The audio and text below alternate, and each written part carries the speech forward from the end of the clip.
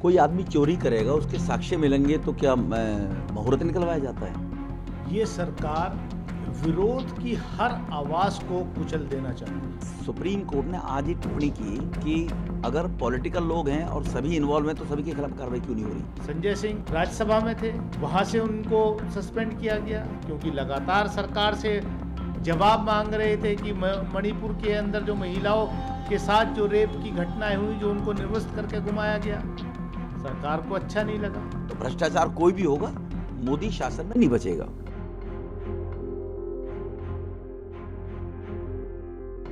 तो ये कहीं ना कहीं अनडिक्लेयर्ड, अघोषित आपातकाल है।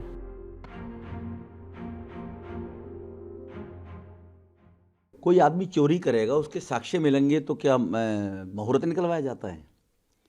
आपने ऐसे समय को तब क्यों नहीं सोचा कि जिन लोगों से आपने पैसे लेने के लेन देन करे हैं? आज ही सुप्रीम कोर्ट ने कहा सुबह, जब ये सिसोदिया जी के और सत्येंद्र जैन की सिसोदिया की जमानत के बारे में गए, सुप्रीम कोर्ट ने आज ही टिप्पणी की कि अगर पॉलिटिकल लोग हैं और सभी इन्वॉल्व हैं तो सभी के खिलाफ कार्रवाई क्यों नहीं हो रही, उनके खिलाफ कार्रवाई क्यों नहीं करते? और इनके खिलाफ सबूत हैं कि केजरीवाल से मिलवाने के लिए इन्होंने मिस्टर अरोड़ा को लेकर गए। अरोड़ा ने इनके सामने शर्त रखी कि 3 बजे तक रेस्टोरेंट खुलने चाहिए, फिर सारे 3 बजे तक इनकी शर्त पर रेस्टोरेंट खोलने के लिए अगले दिन ऑर्डर कर दिए। अरोड़ा जी ने बताया इनको 25-30 लाख रुपए दिए गए। ये अरोड़ा जी ने कहा है संजय जी को, केजरीवाल को पैसे देने की जो लेन देन हुआ है वो आमने सामने बैठकर केजरीवाल के घर ले जाने वाले वो हैं। तो जो मुलजिम हैं जिन्होंने करोड़ों रुपए का घोटाला किया शराब में, 5% से लेकर कमीशन 12% कर दिया जाए, एक्साइज कमिश्नर को धमका दिया जाए कि हम आदेश कर रहे हैं, एक्साइज कमिश्नर के 161 के बयान में है। तो इसीलिए मुलजिम को पकड़ने के लिए, गिरफ्तार करने के लिए मुहूर्त निकलवाया जाता है क्या? मैं पूछना चाहता हूँ आम आदमी पार्टी के लोगों से। तो केजरीवाल साहब के अंदर बेगैरत है, गैरत है नहीं। 2 बच्चों की कसम खा दी, सबको ये करेक्टर सर्टिफिकेट देते हैं। इन्होंने जितेंद्र तोमर को भी करेक्टर सर्टिफिकेट दिया, मनीष सिसोदिया को भी दिया। मनीष सिसोदिया को तो सरदार भगत सिंह बता दिया था, उनको और अपमान किया। सत्येंद्र जैन को भी कट्टर ईमानदारी का सर्टिफिकेट दिया था। तो इसीलिए न खाऊंगा न खाने दूंगा। 5000 रेड डली हैं मोदी जी के 9 साल के नेतृत्व में। 1.5 लाख करोड़ रुपया, 1.5 लाख हजार करोड़ रुपया रिकवर हुआ है। वो देश के विकास में लग रहा है। और देश ने मोदी साहब को 2014 में लाए थे तो देश कराह रहा था भ्रष्टाचार के कारण, देश कराह रहा था काले धन के कारण जो लोगों के घरों में था। नेता भ्रष्टाचार करते थे, लूटते थे, साक्ष्य ना मिलने के कारण बरी हो जाते थे।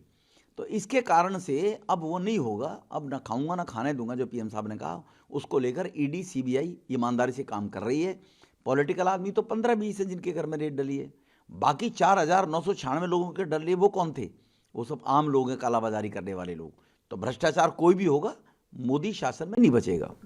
ये सरकार विरोध की हर आवाज को कुचल देना चाहती है। इतनी भयभीत और अपने आप को इतना असुरक्षित महसूस कर रही वाली ये सरकार लगातार ऐसी हर आवाज को जो इनको एक्सपोज करता है या जो इनके खिलाफ तथ्यों के साथ, आर्ग्यूमेंट के साथ बोलता है, तो उसको, उस हर आवाज को ये दबाने का काम कर रहे हैं, कुचलने का काम कर रहे हैं। संजय सिंह राज्यसभा में थे, वहां से उनको सस्पेंड किया गया क्योंकि लगातार सरकार से जवाब मांग रहे थे कि मणिपुर के अंदर जो महिलाओं के साथ जो रेप की घटनाएं हुई, जो उनको निर्वस्त करके घुमाया गया, सरकार को अच्छा नहीं लगा।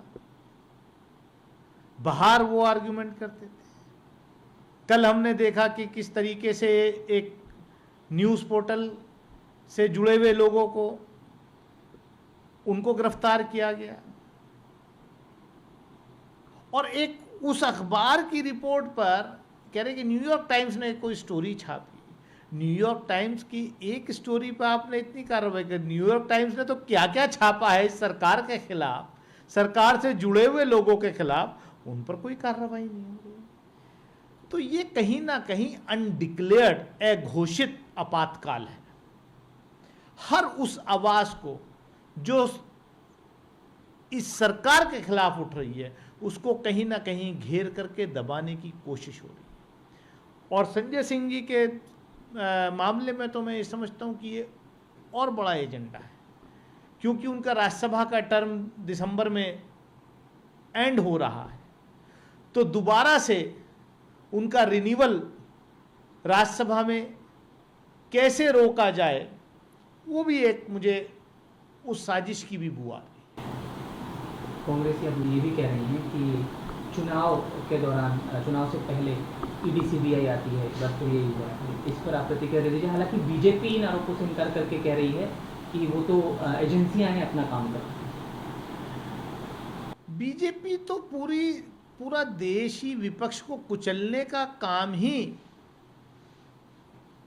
इन एजेंसीज के द्वारा, सीबीआई, ईडी, इनकम टैक्स, मतलब इतना दुरुपयोग कभी नहीं हुआ जितना आज हो रहा है।